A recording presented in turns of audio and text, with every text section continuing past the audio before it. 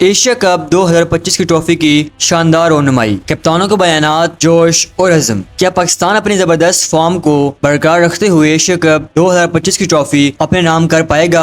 आज सदर Asian cricket council Mohsin Naqvi ने एशिया कप 2025 की ट्रॉफी की शानदार रौनमाई की। तकरीब में तमाम 8 टीमों के कप्तान शरीक हुए और सब ने अपनी टीमों की तैयारी और जज्बे के हवाले से गुफ्तगू की। पाकिस्तान क्रिकेट टीम के कप्तान सलमान आगा ने कहा कि टीम गुज़िश्ता 4 माह से शानदार कारकर्दगी दिखा रही है और खिलाड़ियों का जज्बा उरूज पर है। भारत के खिलाफ मैच पर बात करते हुए उन्होंने कहा कि फास्ट बॉलर के लिए जरहाना रवैया ही इनकी पहचान है और ये हिकमत अमली भारतीय बैटिंग लाइन के खिलाफ अपनाई जाएगी। इनका मजीद कहना था कि कंडीशन हमारे लिए बिल्कुल नई नहीं, हम पूरी तैयारी के साथ मैदान में उतरेंगे। भारतीय कप्तान सूर्य कुमार यादव ने कहा कि इनकी टीम काफी अरसे बाद T20 खेलने जा रही है। जून के बाद से एक साथ कोई मैच नहीं खेला, लेकिन वो इस चैलेंज को कबूल करने के लिए पुरजोश है। उन्होंने बताया कि वो यहाँ गुज़िश्ता 4 दिनों से भरपूर तैयारी कर रहे हैं। ये प्रेस कॉन्फ्रेंस इस बात का सबूत थी कि हर टीम एशिया कप को अपनी इज्जत और वकार का मसला समझ रही है। खासतौर पर पाकिस्तान और भारत के बयानात ने शायकीन के दिलों में मजीद जोश भर दिया है। आपके ख्याल में कौन सी टीम एशिया कप की ट्रॉफी